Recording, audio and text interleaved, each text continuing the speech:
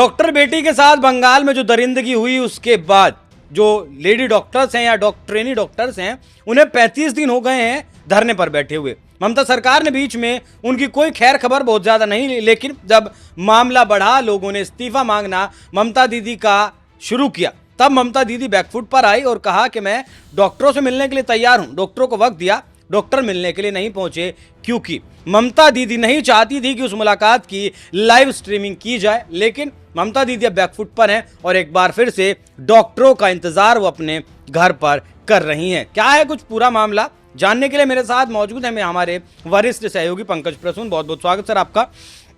बंगाल में जो चल रहा है, अब ममता दीदी बैकफुट पर जो आई है वो क्यों आई है? मैं बताता हूँ। शुरू में जब ये डॉक्टर बिटिया के साथ जो अन्याय हुआ जी, तो पहली कोशिश हुई उसे दबा दिया जाए, और वो जब नहीं दबा तो फिर बाद में आंदोलन हुआ। फिर कोशिश हुई कि गुंडा तंत्र का सहारा लिया जाए, पुलिस तंत्र का सहारा लिया जाए, उससे भी नहीं दबा।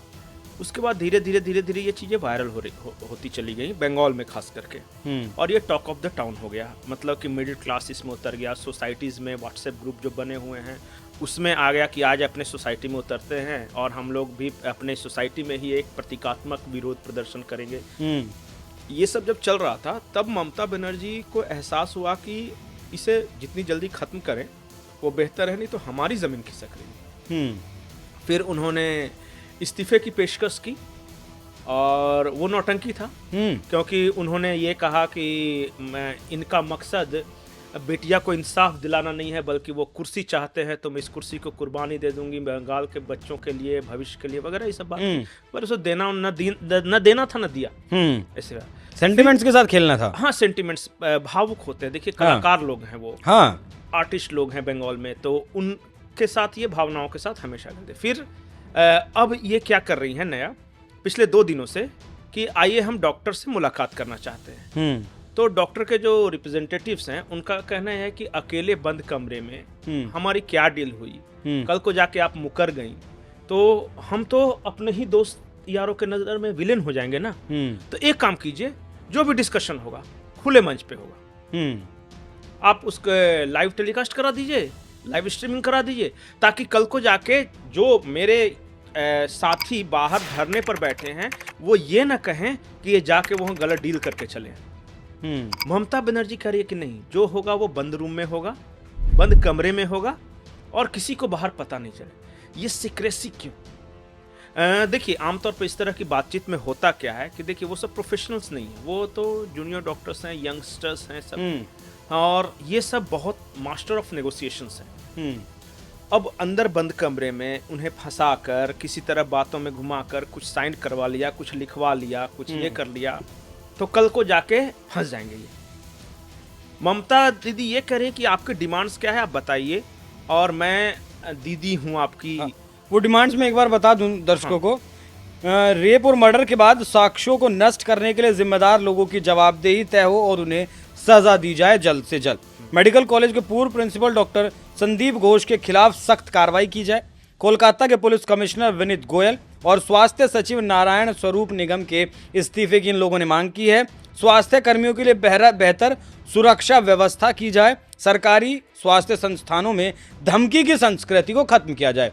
कोई ऐसी तो मांग इसमें नहीं है जो ना मानी जा सके। नहीं, और ममता बनर्जी क्या बोल रहे हैं कि मैं देखूंगी डिमांड को, और अगर पॉसिबल हुआ तो ये सार्वजनिक है, सब किसी के पास है। पहले तो भड़क गई थी कि शर्त कैसे रख सकते हैं मुझसे मिलने से पहले। तो नहीं, तो वो उनको पहले अपने गुंडा तंत्र, प्रशासन तंत्र, ताकत पे 1.5 घंटा बैठकर चली गई, लेकिन डॉक्टर्स नहीं आए।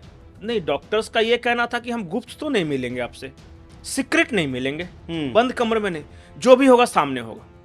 हमारे पास छुपाने को कुछ नहीं है, सरकार के पास भी छुपाने को कुछ नहीं होना चाहिए। आपको जो मांगे माननी है वो मान लो, नहीं माननी है मत मांगो, बता दो कि ये डिमांड हम नहीं, ताकि मेरे जो भी साथी जो आज प्रदर्शन में शामिल हैं वो भी तो देखें कि क्या हमने आपके सामने डिमांड कही, आप क्या माने। बंद कमरे की मुलाकात खास करके इस तरह के मामलों में बाद में फिर सारे फसाद की जड़ बन जाती है, और अंदर धमकी, डराना धमकाना। ये तो बंगाल से हम जो रोज खबरें आती नहीं, हैं वो देखते ही हैं। कल को जाके जाए बात करने, समझिए कि मैं एक जूनियर डॉक्टर हूं, मैं गया बात करने, कमरे में बंद हुए, तो नेता बन रहा है, तू ही है ना, समझ ले तेरा भविष्य। तो मैं क्या करूंगा वहां पे? ये हो सकता है ना, कॉम्प्रोमाइज नहीं, तुम्हारी जिंदगी बर्बाद कर दूंगी, तुम जिंदगी भर डॉक्टर नहीं बन सकोगे, तुम्हारा परिवार को बर्बाद कर दूंगी, मैंने पहचान लिया कि तुम्हारे घर में एक बहन है, ये कुछ भी हो सकता है ना। बिल्कुल। और फिर बाहर आके अगर ये बोलेंगे तो फिर विश्वास कौन करेगा? वो तो बोल देंगे कि हमने तो ऐसा कुछ कहा नहीं। अच्छा पंकज जी, एक आखिरी सवाल कि इसका परिणाम क्या होगा? जिस तरीके से बेखौफ होकर अब अपना विरोध जता रहे हैं टीएमसी की सरकार में, गौर करिएगा इस बात पे, टीएमसी के सरकार में टीएमसी के कार्यकर्ताओं के बीच उसका आने वाला परिणाम क्या है? क्या जिस तरीके से राजनीति में आई थी महिलाओं के नाम पर, ये वो कहानी नहीं? कल एक ऑडियो वायरल हुआ है, उस ऑडियो में ये बात सुनी जा रही है कि एक आदमी बोलता है कि जब वो सेक्रेटेरिएट से बात करके जूनियर डॉक्टर आएंगे तो हमें हमला करना है। तो हाँ, वो जो हमला करने वाला है वो ये कह रहा है कि देखिए ये तो सब भाड़े के आएंगे, और अगर हमला होने में कुछ ज्यादा इंजरी हो गया, एक दो मर गए तो क्या होगा।